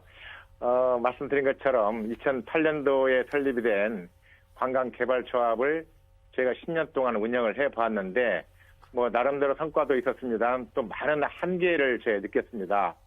우선 그 지방자치단체 조합이 가지는 법적인 지위의 한계라고 할 수 있습니다. 이웃나라 일본의 경우는 지방자치단체 조합을 특별 지방자치단체로 인정을 하고 있는데 우리나라는 아직 그런 점에서는 조금 미흡한 현실입니다. 우리 지산권에 있는 그 자치단체는 대부분의 그 재정 자립도가 낮은 지역이기 때문에 그 국가로부터 받는 교부세가 큰 비중을 차지하고 있습니다. 그래서 지자체 조합이 이걸 운영하기 위해서는 각 기관별로 분담을 해는데 사실은 어떻게 보면 이 분담금 내는 것도 쉽지 않은 그런 실정에 있어서 그러나 우리 지금 현재 지방교부세법에서는 지자체 조합도 교부세를 받을 수 있다라고 규정은 되어 있습니다만은 한 번도 받은 바는 없습니다. 그 지방교부세법하고 지방자치법하고 서로 이렇게 상충되는 그런 면이 있어서 그렇다고 볼 수가 있습니다. 그래서 이런 법 조항도 뭐 이후에 더 정비가 필요하겠지만은 해결하는 근본적인 방법은 특별지방자치단체가 구성이 되는 것이다. 이렇게 생각을 하고 있어서 우리 지방자치 조합을 특별지방자치단체로 보는 문제가 저희한테는 매우 현실적이고 절실한 그런 문제이다. 이렇게 생각을 하고 있습니다. 네. 특별지방자치단체가 설립돼야 하는 그 이유를 상세하게 설명을 해주셨는데요. 오늘 또 이렇게 어렵게 연결이 되신 만큼 끝으로 하고 싶은 말씀 더 강조해 주셔도 좋겠습니다. 시장님. 우선 이 우리나라의 지금 이제 지방자치법이 개정되어서 특별지방자치단체를 만들기 위해서 뭐 부울경 같은 광역권의 단체는 관심도 많고 또 행정적인 지원 체계가 되어 있는데 실제 우리 지산권에 있는 자치단체 특히 전북, 전남, 경남 이 3개 광역시도에 걸쳐 있는 지자체의 경우는 그 정체성이나 앞으로 사업의 필요성을 보아도 매우 이상적으로 잘 될 수 있는 그런 성격이라고 볼 수 있는데 그러기 위해서는 지금보다는 훨씬 더 많은 국가적인 관심과 지원의 접근이 필요합니다. 그래서 저희는 그 지금 현재 운영되고 있는 대통령 산하의 지방분권위원회나 또 균형발전위원회에서 뭐 제주도 특별법이나 뭐 세종시 정도는 아니더라도 그에 준하는 그런 특별한 관심과 지원 체계를 위원회를 두어서 만드는 것이 필요하다 이렇게 생각을 하고 있고 지금 이 차제에 그런 논의가 된 것을 매우 다양스럽게 생각하면서 이번 기회에 우리가 지산권에 있는 특별지방자치단체를 만들기 위한 좋은 계기가 되기를 바라고 보다 더 세심한 지원이 필요하다 이런 말씀을 드려봅니다. 네, 알겠습니다. 귀한 시간 내주셔서 감사합니다. 말씀 잘 들었습니다. 고맙습니다. 네, 감사합니다. 네, 이환주 남원시장과 또 영상으로 말씀 나눠봤습니다. 네. 특별지방자치단체를 강력히 원하는 그런 지역의 목소리를 들어본 건데 어떻게 들으셨나요, 위원장님? 네, 우선 그 시장님 말씀은 크게 두 가지인 것 같습니다. 네. 현재 조합으로 되어 있는 그 협력 조직을 특별지방자치단체로 바꾸시겠다는 계획이시고, 그다음에 그 이면에 가장 두드러진 이유는 교부세 확보를 위해서 필요하다 이렇게 말씀을 하셨어요. 네, 네. 교부세는 이제 일반 교부세하고 특별 교부세가 있는데 네. 일반 교부세는 226개 기초, 17개 시도가 이제 교부세의 대상이고 특별 교부세는 이제 행정안전부가 특정한 목적에서 주는 교부세인데 특별자치단체가 이 교부세, 일반 교부세의 대상이 될 수 있을지 안 될 수 있을지는 상당히 신중한 논의가 앞으로 좀 필요한 분야가 아닐까 생각이 됩니다. 특별 교부세는 뭐 행안부의 결정만 의지만 있으면 가능하지 않겠나 이런 생각이 들고요. 근데 저는 이제 이게 조합에서 특별자치단체로 갈 때의 큰 변화는 저는 이렇게 생각합니다. 우선 그 구성자치단체들이 그 구성 목적에 대한 공감대가 있냐, 필요성이 있냐. 저는 그게 가장 중요하지 않겠나 생각합니다. 그러니까 지금 저희들이 정부가 이제까지 추진해왔던 거는 지역 발전을 하되 지역 발전 주도를 중앙정부가 드라이브를 할 거냐 아니면 지역이 주도할 거냐 하는 차원에서 저희들은 지역이 주도를 하기를 바라거든요. 네. 그래서 지역에서 지역 발전에 대한 디자인을 내놓으면 중앙정부가 도울 수 있는 걸 적극적으로 돕자는 건데 근데 대개 보면 중앙정부의 재정적 지원에 대해서는 다 관심이 많으신데 스스로 지역 내에서 합의를 도하고 하는 데는 조금 좀 부족하지 않냐 하는 그런 생각이 들어서 저는 그다음 두 번째 이 공감대를 갖는다는 뜻은 어떤 뜻이냐 하면 특별지방자치단체가 이제 구성이 되면 저는 이제 두 가지인데 하나는 구성지방자치단체로부터의 권한과 재원이 이동을 해야 되고 이제 거기에 맞춰서 중앙정부가 이제 지원해주는 시스템이잖아요. 그런데 여기 스스로에 대한 양보나 배려는 거의 없는 거죠. 그렇다면 이게 지역 주도로 갈 수 있다라고 하기가 쉽지 않고 이게 과연 성공으로 가야 되는데 그게 오히려 또 성공을 가로막는 그게 또 되지는 않겠나 하는 그런 마음이 있어서 저는 그런 과정이 지역이 스스로 합의하고 또는 배려하고 양보하는 그 기본적인 틀을 만들어 준다면 중앙정부가 재정적 지원을 하는데도 상당히 원활한 여건을 만들 수 있지 않겠나 이런 생각입니다. 목적형 지방정부에 대해서 이분도 무척 하실 말씀이 많다고 합니다. 염태영 수원시장 연결되어 있습니다. 안녕하세요. 예, 안녕하세요. 반갑습니다. 수원시장 염태영입니다. 네, 시장님. 저희가 지금 지방자치 30주년 내가 만드는 정부 방송을 진행하고 있습니다. 간단한 소개와 더불어서 인사 말씀 부탁드립니다. 네. 예, 지방자치가 부활한 지 올해 30주년으로 아주 뜻깊은 여러 가지 프로그램들이 진행되고 있는데요. 오늘 또 그런 프로그램 중에 하나를 만나게 돼서 아주 반갑다는 말씀 드립니다. 오늘 이런 토론을 통해서 지방자치가 문의만이 아니라 실질적으로 자치분권 국가로 나아가는데 큰 디딤돌을 만드는 그런 계기가 되기를 기대하겠습니다. 네, 얼마 전 해주신 제안 얘기부터 해보겠습니다. 경기 남부 8개 도시와 함께 특별 지방자치단체 설립 추진을 제안을 하셨습니다. 구체적인 내용 소개를 부탁드릴게요. 예, 수원과 수원 주변의 도시들이 경기 남부권에서 반도체 산업으로 동질감을 갖고 있는 도시들이 있습니다. 수원, 성남, 안성, 용인, 이천, 평택, 화성, 오산 이렇게 경기 남부 8개 도시가 모여서 미래형 스마트 벨트 연합체를 구성했습니다. 이것은 작년 말에 만들어진 제4차 수도권 정비계획 그리고 또 K반도체 전략 이것은 올해 5월에 만들어졌는데요. 이런 것에서 반도체 도시로서 반도체 벨트로 언급된 도시입니다. 그래서 이들 도시가 국내 반도체 산업 부가가치 생산의 83%를 전체 차지하고 있는데 이런 도시들이 모여서 지방정부 플랫폼을 구축해서 특별 지방자치단체를 구성하자 이렇게 제가 제안을 했습니다. 이것은 이제 지방자치법 전부 개정안에 나와 있는 지금 말씀하신 목적형 지방정부를 구성할 수 있는 그런 내용인데요. 그렇게 해서 이 참여도시들이 특별 지방자치단체 설립을 위한 상호 협력 양해각서를 체결하고 이제 본격적으로 특별 지방자치단체를 구성하게 된 겁니다. 앞으로 기대해 주시기 바랍니다. 그러면 시장님, 구체적으로 예. 어떤 목표를 가지고 이런 특별 지방자치단체 설립 제안을 하신 건지요? 예, 실제로 이것을 비견해서 예시를 들 수 있는 게 유럽연합을 예시를 들면 유럽연합은 각국이 다 있죠. 그런데 그 유럽의 각 나라 27개 회원국이 모여서 정치, 경제 통합체를 이루고 있는 겁니다. 그래서 회원국 전체에 적용되는 표준화된 법을 통해서 유로화를 통용한다든지 이렇게 유럽 단일 시장을 발전시키는 거죠. 여기에는 각국의 정부 통치 형태가 있습니다만 또 유럽연합이라고 하는 여기에 이사회라든지 강요이사회, 의회, 집행위원회 이런 별도의 입법 행정기구가 있는 겁니다. 그래서 각국의 주권과 독립성을 유지하고 있는데 이와 같이 이것을 도시 단위로 바꿔버리면 우리 수원과 주변에 있는 8개 도시가 참여하는 특별 지방자치단체가 각 도시의 정체성을 유지하면서도 보다 촘촘한 경제 공동체를 만들 수 있는 거죠. 이것이 지금 목적형 지방자치단체라고 할 수 있습니다. 네, 경제 효과를 누린 광역형 정부다 이렇게 이해가 되는데 경제 효과 외에 이제 지방자치적으로는 어떤 의미가 있다고 볼 수 있을까요?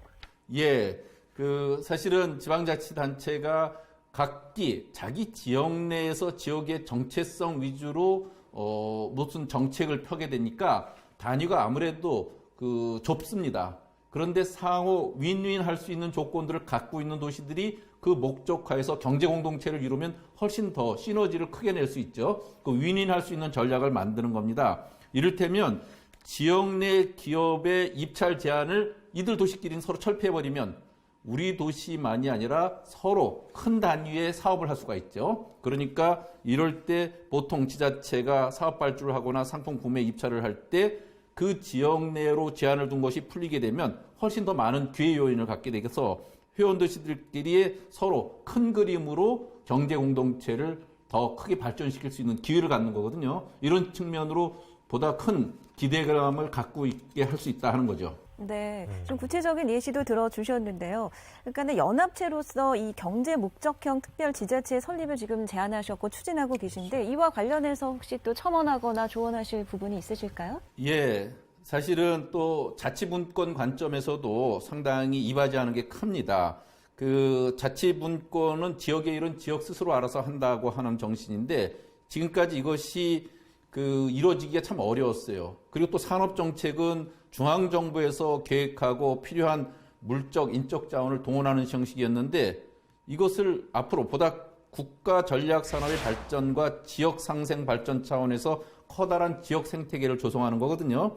그래서 저희로서는 이것이 지역의 대학, 연구소 이런 데하고도 결합하고 또 산업체에서 일할 수 있는 우수 인력도 키워내는데 보다 큰 그 도움이 될 수도 있거든요. 그래서 주택, 교육, 문화 서비스 이런 우수 인력을 유치하는 중요한 기준도 되기 때문에 저는 이런 측면에서 행정적인 각종 지원이나 규제 개선도 있어야 되고 이 분야들이 서로 유기적으로 같이 움직이면 현장에서 문제를 가장 잘 아는 지방 정부들이 네트워크를 통해서 보다 크게 효과적인 사업들을 할 수 있기 때문에 저는 자치분권 관점에서도 굉장히 의미 있는 진전을 이룰 수 있다 이렇게 말씀드립니다.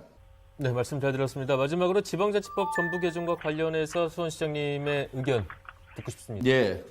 사실은 이제 지방자치법 전부 개정안이 지난번에 이제 제가 최고위원도 돼서 많은 지방정부와 국회의원들의 도움을 갖고 만들었거든요.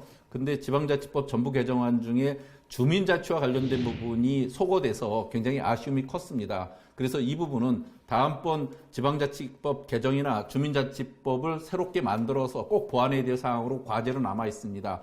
그리고 또 하나는 이제 재정부권이라는 관점에서 2단계 재정부권이 미흡하게 끝났기 때문에 차기 정부에서는 또 이후에 보다 실질적인 자치분권에 도움이 되도록 재정부권을 확충하는 일, 이것 또한 우리가 미룰 수 없는 과제가 됐다 이렇게 말씀드립니다. 네, 오늘 이렇게 영상 연결해 주셔서 말씀 고맙습니다. 예, 감사합니다. 네, 염태영 수원시장과 말씀 나눠봤습니다. 최근에 그 지자체 간의 어떤 연계 협력의 어떤 움직임의 그 특징은 바로 그 현장, 또 지방 정부에서 스스로 필요에 의해서 문제를 제기하고 그 해결책을 찾는 거거든요. 그런 의미에서 보면 이 특별지방자치단체가 아주 유용한 그런 추진 체계가 될 수 있을 것으로 저희는 생각을 하고요. 실제 지금 광역 또는 기초 단위에서 많은 움직임들이 일어나고 있습니다. 광역 단위에서는 우리가 흔히 부울경 메가시티는 많이 알고 계실 것 같고요. 대구 경북에서도 통합 논의를 이어가다가 현실적으로 특별자치단체부터 먼저 시행을 하고 그 경험을 가지고 통합으로 가자라고 하는 공감대 하에 특별지방자치단체 설치 움직임이 있고요. 광주, 전남 역시 마찬가지입니다. 그리고 대전, 충남, 충북, 세종이 또 충청권 메가시티를 이제 구상을 좀 하고 있습니다. 기초 단위에서는 아까 말씀드렸던 그 내포 신도시는 이제 조합 형태로 가게 되겠고요. 지리산권 그 관광개발 특별지방자치단체, 또 아까 수원시장께서 말씀하셨습니다만 그 경기 남부 지역에 그 반도체를 기반으로 하는 스마트벨트, 그 다음에 DMZ 그 접경지역 중심의 어떤 그 특별지방자치단체 움직임이 있습니다. 정부에서는 이런 어떤 지역의 어떤 자발적인 어떤 그 연계 협력과 그 지역 주도의 어떤 발전 전략에 대해서 범정부적인 어떤 지원 협의회가 현재 가동되고 있습니다. 맞춤형으로 꼭 필요한 지원을 적극적으로 지원해 나갈 그런 계획이고요. 또 하나의 어떤 성공 사례가 쌓여서 다른 자치단체에서도 이런 움직임이 확산되기를 기대하고 있습니다. 그러면 요즘에 자주 우리가 볼 수 있는 메가시티라는 용어도 결국은 이런 특별 지방 정부의 한 형태로 볼 수가 있겠네요. 네, 제가 좀 말씀드리겠습니다. 우리 지방행정의 특징 중에 하나가 한 10년 주기로 딱 한 번씩 지방행정 체제 개편에 대한 얘기 나옵니다. 그 무슨 얘기냐 그러면은 243개 지방자치단체 개수가 너무 많다. 이걸 좀 줄이자. 이런 얘기 한 세력과 개수가 너무 적다. 좀 늘리자. 예를 들어서 뉴저지만 하더라도 인구 800만인데 지방자치단체가 550개예요. 우리는 지금 226개 기초지방자치단체의 개수를 늘리자, 줄이자 이 세력이 10년 주기로 서로 이제 논쟁을 하게 되는데 특별지방자치단체라고 이 소재를 통해서 지금 메가시티라든가 전남, 경북의 여러 가지 특별지방 얘기 나오지 않습니까? 네. 혹시라도 광역화되는 것에 대해서 정치적으로 혹시 이렇게 다른 속셈이 있지 않나 그런 의심을 제가 해보는 이유가 만약에 그렇다고 한다면 특별지방자치단체를 하지 마시고 아예 좀 광역화하자 이런 논의를 좀 했으면 한다는 얘기고요. 특별히 메가시티와 관련해서는 저는 원칙적으로 찬성합니다. 왜냐하면 지금처럼 수도권, 비수도권 간의 이 불균형 발전이 심각한 상황에서 어떤 형태로든지 핵폭탄급 말하자면 제2 수도권을 만들 필요가 있는 거예요. 이게 특별지방자치단체라고 하는 특수한 임무를 가지고 있는 건데 이게 예를 들어서 수도권의 경쟁 대항마로서 특수한 임무라고 한다면 뭐 그렇게 명시하면 됩니다. 근데 그런 부분들에 대한 논의가 없고 대구 경북이다 뭐 전남 광주다 여러 군데 또 세종 충남이다라고 하다 보니까 그냥 광역화 논리 10년 주기설로 나타나는 행정통합 논리 이 부분이 좀 안타깝다는 생각이 들고 우리 일부에서 어떤 논의했었냐 그러면은 미국의 지방자치단체, 유럽의 지방자치 규모가 아주 작지 않습니까? 개수가 많고 그랬을 때 민주성이 확보가 되고 우리 동네에서 내 삶을 책임지는 지방자치 또 한편으로 효율성 생각하다 보니까 이 규모를 좀 키워야 되고 그래서 한편으로 규모를 키우되 또 다른 한편으로 규모를 작게 하면서 시들과 날줄 어떤 그런 개념으로 이게 균형을 이루어 가야 되는데 자칫 최근에 논의되고 특별지방자치단체 이 문제가 작아지는 것, 쪼개는 부분에 대해서는 또 관고하고 오로지 큰 문제들 좀 확대하겠다, 좀 세를 불리겠다 이런 식의 논의만 이루어지게 되면 특별지방자치단체 개념 자체가 이게 하나의 그 희생물이 될 수 있다. 개인적인 이제 그 느낌인데 아까 우리가 특별지방자치단 개념에도 공부했지 않습니까? 네. 그 개념이라고 하는 특수한 행정 기능을 목적으로 하는 거예요. 네. 그래서 아까 지리산 관광 특별지방자치 하겠다고 하는 거는 저는 적극 찬성하는 이유가 관광이라고 하는 특별한 기능을 중심으로 한번 뭉쳐보자라고 하는 거예요. 네. 근데 그거 없고 그냥 규모만 좀 키우겠다. 그냥 뭉치자. 그냥 뭉치자. 이렇게 되면 이게 그냥 뭉치자는 게 특별한 목적이 될 수가 있거든요. 네. 그걸 우리가 법적으로 이렇게 정당화시킬 수 있을 것인가에 대해서는 조금 이제 의문이 가기 때문에 좀 그 부분에 대해서는 좀 이제 문제를 제기하고 다만 이제 아까 그 부울경에 대해서는 저는 다른 목적으로 굉장히 찬성합니다.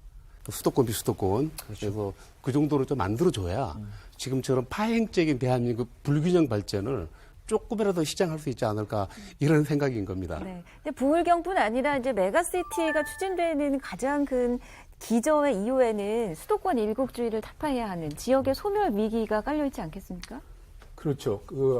제가 전북개정지방자치법하고 관련해서 다행인 점이 특별지방자치단체라는 제도적 범주가 새로 이제 만들어졌단 말이에요. 아까 남원 시장님도 조합보다는 특별지방자치단체로 전환하면은 좀 더 효율적이고 유기적으로 협력할 수 있는 상생 협력의 거버넌스가 될 수 있다라는 차원에서 그런 말씀을 주셨기 때문에 그런 면에서 새로운 제도적 범주가 생긴 것은 굉장히 다행이고 또 일부 주제와 관련해서 얘기할 수 있는 거는 만약에 특별지방자치단체를 만들었는데 기관 구성 다양화가 되지 않았다라고 한다면은 특별지방자치단체 장을 직선으로만 뽑아야 되는 불편함이 있을 수도 있었다라는 거죠.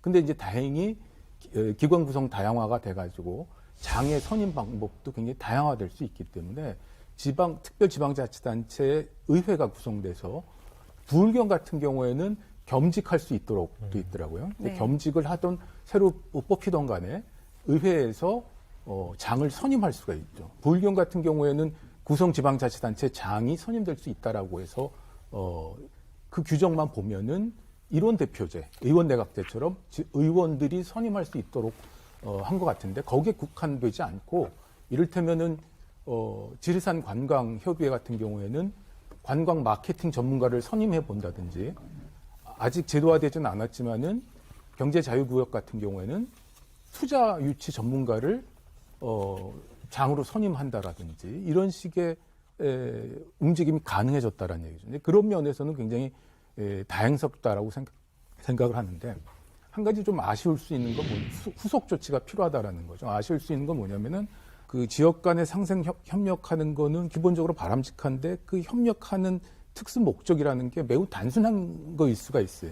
그런 경우는 크게 문제가 되지 않는데 부울경의 메가시티라는 거는 수도권의 대항력을 가질 만큼 거대한 광역정부를 이제 만들겠다라는데 특수 목적이라고 하더라도 굉장히 복잡한 고대 정책 결정, 의사 결정이 필요한데 과연 중앙정부에서 여러 가지 규제를 아까도 말씀드렸지만 여러 가지 규제를 하고 있는데 지방정부가 자치 입법권이죠. 자율적으로 마음껏 정책 결정할 수가 있을까? 거기에는 상당 부분 제약이 따를 거라고 봅니다. 그래서 그걸 해결하기 위해서 외국에서는 어떤 방식을 이제 차용하고 있냐면은 특구라는 개념이 있어요. 일본 같은 경우 구조개혁 특구, 용어가 조금씩 다릅니다. 네. 그 특구를 만들어서 그 특구 안에서는 규제를 풀어주는 거죠. 그러니까 그 지방, 그 경제자유구역이라든지 아니면 특별지방자치 내에서 그 목적에 맞게끔 어떤 발전적인 사업을 할 때 중앙정부가 규제하고 있던 거를 풀어준다는 얘기죠. 그래야지 온전하게 그 지역을 발전시킬 수 있기 때문에 이런 거는 후속 논의가 필요하다라고 보고 지방정부 간의 상생협력뿐만 아니라 중앙정부하고 지방정부하고의 상생협력 내지는 중앙정부의 배려가 필요한 부분이라고 볼 수가 있습니다. 지금 말씀하신 얘기를 이제 좀 첨언하면 네. 지금 특별지방자치단체가 구성이 되면요. 지금 시도를 만약에 구성체로 한다면 시도가 갖고 있던 권한을 올려준 방법도 있고요. 그렇죠. 좀 중앙정부가 갖고 있는 권한을 이양을 해주는데 지금 이양을 하려면 법령을 바꿔야 되거든요. 지금 뭐 특구 개념도 똑같은 개념인데, 근데 현재 지금 정부는 이양은 중장기적으로 하고 1차적으로 위임 방식으로 해서 혹시 그 특殊목적을 수행하는데 필요하다면 현재 각 부처가 갖고 있는 권한을 위임해주는 형식으로. 그 위임은 협약만 맺으면 되거든요. 네. 예, 그런 방식으로 하고 있기 때문에 지적하신 문제는 뭐 큰 문제는 없어 보이지 않겠나 생각이 됩니다.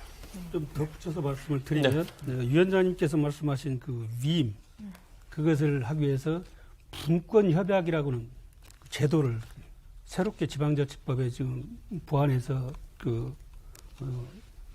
보완 입법 작업을 좀 하고 있는데요.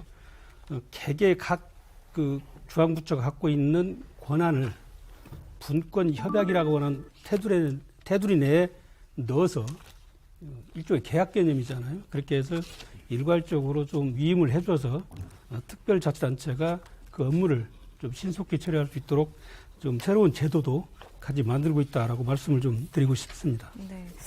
여전히 특별지방자치단체 설립에 있어서는 후속 논의도 많이 필요한 것 같고요. 또 우리가 아직은 가보지 않은 길이기 때문에 미리 전망하고 평가하는 거는 또 어려운 일이 아닐 수 없겠습니다. 그래서 저희가 그 세계 각국의 목적형 지방정부 사례를 한번 구성을 해봤습니다. 함께 보시고 이야기 나누시죠. 미국, 독일 등의 선진국에서는 오래전부터 정부 형태의 하나로 운영되고 있는 특별지방자치단체. 그렇다면 해외 특별지방자치단체는 어떤 형태로 구성되어 있을까요? 미국 미네소타 트윈시티 광역정부는 미니애폴리스, 세인트폴 7개 카운티와 180여 개의 기초자치단체로 구성됐습니다. 광역정부는 교통과 주택, 환경 문제 등을 공동으로 책임지고 정책을 만들어 시행하는데요. 각 지역의 자치단체 대표위원들이 모여 광역적 문제를 효율적으로 해결하고 있습니다. 독일 남서부에는 슈투트가르트와 인접한 5개의 광역단체와 179개의 기초단체로 구성된 슈투트가르트 광역연합이 있습니다. 독일의 광역연합은 90년대 초 경기 침체를 극복할 대안으로 만들어져 발전해왔습니다. 이곳에선 주민투표로 의회를 구성하고 의원을 선출해 광역에 필요한 조례를 제정하는데요. 녹지 교통 계획과 경제 육성 등 크고 작은 지역사회 문제를 공동으로 협력해 해결하고 있습니다. 나라마다 지역 특성에 따라 구성된 특별 지방자치단체. 진정한 지방자치 실현을 위한 새로운 방향을 모색할 시점입니다. 세계 각국의 특수 목적형 지방정부 사례를 보셨습니다. 근데 보고 나니까 또 우려가 기대로 바뀌네요. 말이에요. 네. 우리도 해외처럼 좀 목적에 맞게 지방자치단체끼리 함께 협력을 잘 해나갔으면 좋겠다 이런 생각이 드는데 좀 첨언해 줄 말씀이 있으실까요, 두 분 교수님은? 사실 이제 슈투트가르트의 경우에는 단체장을 선출하지 않습니다. 선출하지 않고 의회가 그 사무총장을 지명하고 집행국도 가지고 있고 약간 우리 기관 대립형 느낌이 조금 나긴 합니다. 왜냐 그러면 사무총장이 의회 의결에 대해서 경우에 따라서는 거부도 할 수 있거든요. 그런데 이제 누가 보더라도 지방 기관 통합형인데 살짝 기관 대립형 느낌을 좀 주는 거고 그다음에 이제 규모는 아까 보시는 것처럼 180개 정도 기초지방자치단체 연합해서 만든 거고요. 트윈시티 같은 경우는 규모가 좀 크고 예산도 거의 한 1조 이상이 되는 거고요. 그 다음에 이제 우리 기관 대립형하고 조금 유사합니다. 그러니까 그 최고 책임자를 주의회에서 아마 지명하는 거고요. 그래서 반드시 어떤 형태를 우리가 꼭 따라야 한다 이런 규정은 없는 것 같고요. 제가 연구를 좀 잘해서 예를 들어서 지금 트윈시티하고 슈투트가르트 굉장히 큰 규모입니다. 조금 작은 사례들도 굉장히 많거든요. 연구에서 특별지방자치단체 본질에 맞게 좀 출범을 모범적으로 해야 이게 나중에 좀 더 확장성이 있다 이런 생각이 저는 늘 듭니다. 네. 특별지방자치단체의 가장 좋은 예로 가까운 일본이 있거든요. 네. 광역연합이라고 하는 제도인데요. 2000년도에 특히 이제 오사카 지역을 중심으로 해서 그러니까 오사카 지역에 있는 분들은 1960년대 이후로 오사카도 계속 동경에 비해서 좀 이렇게 낙후됐다고 느껴지는 것 같습니다. 그래서 오사카에 있는 2개 부, 그다음에 6개 현, 4개의 지정도시라고 하는 대도시들이 있는데 모여든 협력 조직이죠. 네. 그래서 12개가 구성되어 있고 그다음에 주로 하는 업무도 많습니다. 광역 방제, 의료, 관광 진흥, 그다음에 공무원 교육, 연수 뭐 이렇게 이런 분야에 12개 지방자치단체가 협력하는 거죠. 네, 그래서 나름 좋은 성과를 거두고 있지 않나 이런 평가도 있거든요. 그래서 이런 것도 저희들이 특별지방자치단체를 활용하는데 좋은 참고가 될 거라고 봐집니다. 네. 그 특별지방자치단체는 기본적으로 이제 협력 사업을 위한 건데요. 협력 사업은 기본적으로 지방 정부 간의 소통 협력을 잘 해야 되는 게 중요하고 또 아까 말씀드린 대로 경우에 따라서는 중앙 정부도 협조를 해야지 소개 목적을 달성할 수가 있습니다. 근데 뭐 관광이라든지 선호하는 여러 가지 협력 사업, 경제권을 만든다든지 이런 것도 있지만은 협력 사업 중에는 주민들이 굉장히 싫어하는, 선호하지 않은, 뭐 우리가 비선호 시설, 혐오 시설 뭐 이런 얘기를 하죠. 이런 것들은 주민들의 이해나 지지 이런 것들이 좀 있어야지 원활해집니다. 가령 아까도 일본 사례 얘기를 했지만은 그 쓰레기 소각장 만드는 게 한때 굉장히 혐오 시설이라고 해서 주민들이 현수막을 내걸고 막 반대하고 그랬잖아요. 뭐 그런 현상은 아직 전부 해소됐다고 볼 수는 없는데 그래서 일본에서 생긴 원칙이 자군의 처리 원칙입니다. 너희 동네 쓰레기는 네 동네에서 해결하라. 네. 이런 식의 이제 원칙이 생기다 보니까는 어떤 일이 발생하냐면은 동경 시내 안에 번화한 백화점이 있고 환승역이 있는 토시마구라고 하는 데인데 거기에 쓰레기 소각장을 만들었어요. 네. 다른 데서 광역 쓰레기 소각장을 받아주지를 않으니까는 굉장히 그냥 직관적으로 생각해도 도시 미관도 해치고 그게 이제 오염물질을 철저하게 차단한다고 해도 환경 문제 있을 수도 있고 그 부지를 마련하는데 굉장히 비쌀 수도 있고 결코 바람직한 대안이 아니죠. 그래서 그런 거는 주민들의 양보, 협력, 지지 이런 것들이 필요한데 다행히 한국 같은 경우에는 모문 사례가 있습니다. 경기 동부 지역에 여주, 이천, 하남, 광주, 양평 이 5개 시군이 협력해서 광역 쓰레기 소각장을 만들었는데 이런 이제 좋은 의미에서의 협력 사업뿐만 아니라 비선호 시설 같은 경우에도 협력을 해야 될 필요가 있을 텐데 그럴 경우에는 주민들의 이해 또 협력 이런 것들이 또 필요하다라는 점을 덧붙여 말씀드리고 싶습니다. 자, 국민이 만드는 나라 오늘 3번째 방송으로 내가 만드는 정부. 오늘 지방의회와 지방정부 또 그리고 목적형 지방정부에 대해서 말씀 나눠봤습니다. 막연하게 들리던 이 지방자치, 내가 만드는 정부가 어떤 구체적인 그림이 그려지는 것 같아서 기대감을 품게 됩니다. 네. 오늘 마지막으로 하실 말씀을 한 분씩 여쭈면서 마무리를 짓도록 하죠. 네. 오늘 논의된 이슈들이 32년 만에 개정된 지방자치법 중요한 내용 중에 하나들이라고 생각합니다. 근데 지방자치법 전부 개정안이 2축에 의해서 만들어지는데 하나가 이제 주민주권 구현이라고 하는 목표와 하나는 국가 운영 가버넌스를 바꾸자고 하는 틀입니다. 특히 국가 운영의 가버넌스를 종전에는 수직적, 중앙지방 수직적 이런 관계를 수평적 동반자 관계로 바꾸자고 하는 차원의 얘기거든요. 그래서 특히 전자의 관점에서 기관 구성을 다양화한다든지 또는 특별지방자치에 설치하는 것을 결국 주민들이 선택하는 중요한 결정이다 이렇게 받아들여주면 저는 주민주권의 구현에 크게 기여하리라고 기대가 되고요. 그다음에 제가 그냥 특별지방자치단체를 만들 때 특수 목적을 가질 때 일단 그 주도를 지역이 하고 그다음에 중앙정부가 지원해주는 그런 구도면 좋겠다.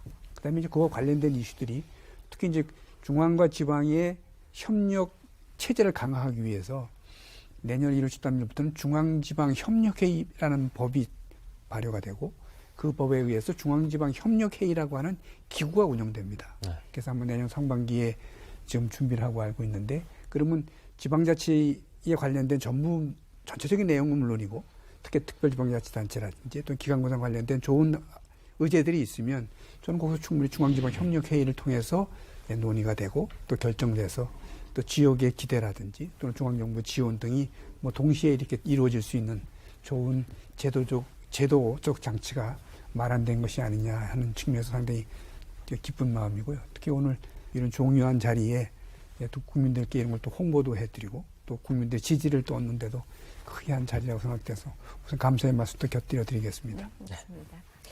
결국 지방자치의 주인은 국민입니다. 지역 단위에서는 우리 주민이라고 이렇게 말씀드릴 수 있겠는데요.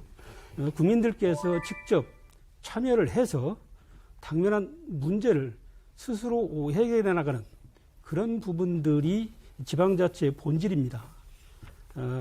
국민 여러분들께서 내가 사는 지금 이곳에 있는 어떤 문제를 내가 참여해서 적극적으로 좀 해결해 보겠다고 하는 것이 자치의 출발점이고요.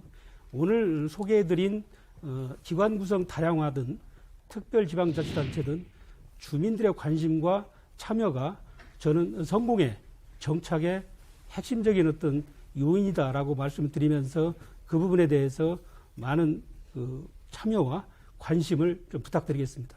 네. 김태형 교수님. 예. 저희가 그 지혜를 모아서 특별지방자치단체를 좀 활성화해서 맞춤형 DIY라고 가구라고 그러죠. 네. 그래서 국민들이 맞춤형으로 지방정부를 마음껏 자유롭게 만들 수 있고 또 폐지할 수도 있고 그런 새로운 시대가 열리지 않았나 이런 생각이 듭니다. 다시 한번 좋은 기회를 마련해 주셔서 지방자치 발전에 큰 도움이 되게 하시고 우리 관계자 여러분들께 깊은 감사의 말씀 드리겠습니다. 고맙습니다. 네. 마지막으로 최원호 교수님.